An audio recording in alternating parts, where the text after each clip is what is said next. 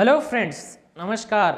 Unique ज्ञान के इस यूट्यूब प्लेटफॉर्म पर आप सभी का स्वागत है। इस वीडियो के अंदर राजस्थान एएनएम भर्ती के रिलेटेड डिस्कस करेंगे। इससे पहले अगर आप इस चैनल पर पहली बार विजिट कर रहे हैं तो चैनल को सब्सक्राइब जरूर करें और पास में आ रही बेल आइकन को ज़रूर प्रेस करें ताकि हर एक नोटिफिकेशन आप तक सबसे पहले पहुँच सकें। इस राजस्थान एएनएम भर्ती के अंदर अपन देखें, ये जो फॉर्म भरने का जो लिंक है वो एक्टिवेट हो चुका है आज से, और इसकी जो लास्ट डेट है 22 जनवरी 2023 रखा गया है। फॉर्म भरने से पहले आपको गूगल क्रोम पे जाना है और वहाँ पर state institute of health and family welfare type करना है। जैसे ही आप टाइप करते हैं तो आपके सामने कुछ ऐसा इंटरफेस खुलेगा और यहाँ पर आपको वेबसाइट पे आना है, वेबसाइट पे क्लिक करना है। जैसे ही आप वेबसाइट पे क्लिक करते हैं तो आपके सामने ये कुछ पेज ओपन हो जाएगा। जैसे इस पेज को आप नीचे स्क्रॉल डाउन करोगे तो यहाँ पर रीसेंट अपडेट आ रहा है और इस रीसेंट अपडेट के अंदर आप देखेंगे अप्लाई ऑनलाइन फॉर एएनएम, इस पर आपको क्लिक करना है। जैसे ही आप इस पर क्लिक करते हैं तो कुछ जनरल इंस्ट्रक्शन आपके सामने आएंगे जिनको आप बहुत ही अच्छी तरीके से देखना है, अच्छी तरीके से पढ़ना है। इस वीडियो के अंदर आप पूरा देखते हैं तो आपको किसी प्रकार का कोई डाउट नहीं रहेगा। इसके अंदर लिखा है कि आवेदन पत्र भरने से पहले जो भी डिटेल्ड एडवर्टाइजमेंट है या जो भी दिशा निर्देश है उनको अच्छी तरीके से पढ़ ले, अन्यथा कोई किसी प्रकार की त्रुटि हो जाती है फॉर्म भरने में तो आपका फॉर्म निरस्त किया जा सकता है। इसके अंदर सबसे पहले लिखा है कि आवेदन केवल इंग्लिश लैंग्वेज के अंदर ही भरा जाना है।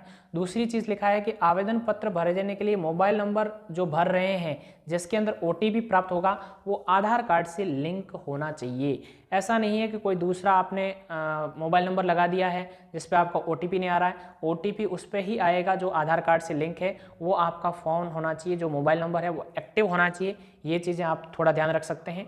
इसके अलावा देखते हैं कि अगर आप एक मोबाइल नंबर से केवल एक ही एएनएम है वो फॉर्म भर सकती है। ऐसा नहीं है कि एक मोबाइल नंबर से बहुत सारे फॉर्म भर रहे हैं तो इस कंडीशन के अंदर आपके फॉर्म है वो निरस्त होने की संभावनाएं रहती है। इसके बाद फिर भी अगर किसी प्रकार की कोई गलती हो जाती है तो आप फॉर्म भरने के लास्ट डेट के बाद में एक लिंक एक्टिवेट होगा और वहाँ पर आप निर्धारित शुल्क जमा करा करके ये जो है वो कुछ चीज़ों के अंदर आप करेक्शन कर सकते हैं। वो सारी चीज़ें भी डिस्कस करेंगे। इसके साथ में आवेदन का जो स्वयं का नाम है, माता पिता पति, इनका जो नाम है दस्तावेज के अनुसार सही ढंग से अंकित करना है।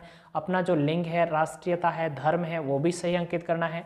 इंपॉर्टेंट चीज़ है कि आपकी जो डेट ऑफ बर्थ है वो 10th की जो मार्कशीट है उसके अकॉर्डिंग मान्य होगी तो उसके अकॉर्डिंग ही आपको लिखनी है। और एक इंपॉर्टेंट बात है कि आवेदक जो भी है अपनी जो कैटेगरी है, जैसे ओबीसी है, किसी की एससी है, एमबीसी है, इनका जो चयन है वो अच्छी तरीके से कर लें क्योंकि इसके अकॉर्डिंग ही आपको रिजर्वेशन मिलने वाला है। इसके अंदर ये लिखा गया है कि अगर आप ओबीसी और एमबीसी वर्ग के अंदर नॉन क्रीमीलेयर के अंदर आते हैं तो लाभ उन्हीं एप्लीकेंट को मिलेगा जो अपने फादर के नाम के, अपने पिता के नाम से जो जाति प्रमाण पत्र है वो अपलोड करना है। यहाँ पर स्वयं का जो है वो किसी प्रकार का कोई जाति प्रमाण पत्र अपलोड नहीं करना है, अपने पिता के नाम का जाति प्रमाण पत्र अपलोड करना है। अगर आप ओबीसी क्रीमीलेयर, एमबीसी क्रीमीलेयर में आते हैं तो आपको अनारक्षित वर्ग से जनरल वर्ग के अंदर रखा जाएगा।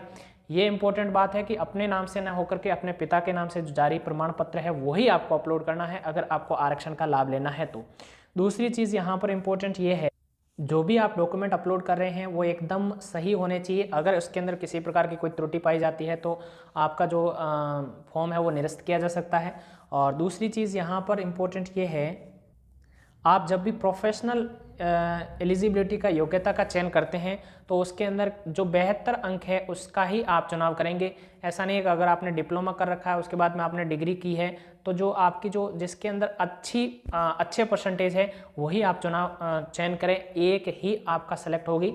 और इम्पोर्टेंट बात यहाँ पर यह है कि जो भी व्यवसाय योग्यता आप चयन कर रहे हैं उसकी जितनी भी मार्कशीट है बैकलॉग सहित आपको अपलोड करनी पड़ेगी। और उसके अंदर बैकलॉग वाली सब चीज़ें करने के लिए आपको ऐड मोर ऑप्शन पे क्लिक करना होगा और वहाँ पर आपका फॉर्मेट खुल जाएगा।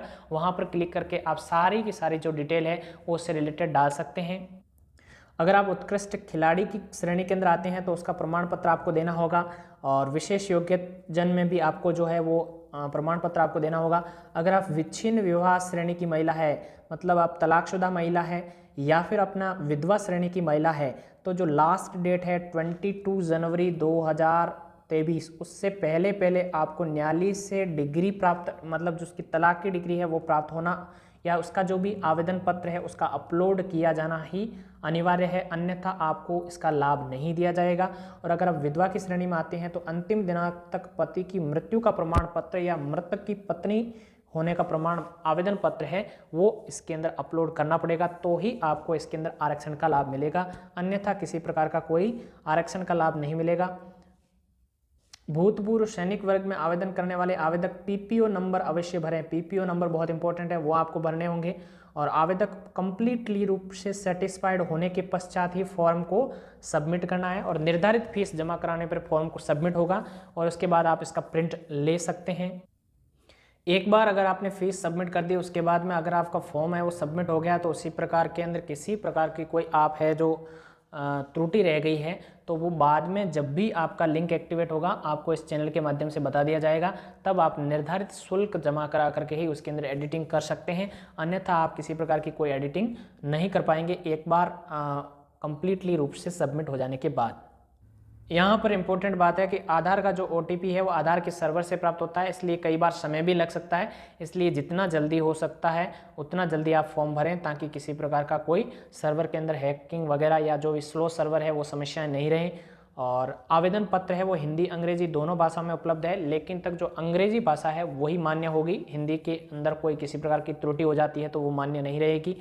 इसके बाद में आपको किसी प्रकार की कोई तकनीकी सहायता चाहिए तो ये जो हेल्पलाइन नंबर है 7413048222, इस पे आप कॉल करके अपना जो भी कुछ डाउट है वो पूछ सकते हैं। और ये थी कुछ इन्फॉर्मेशन।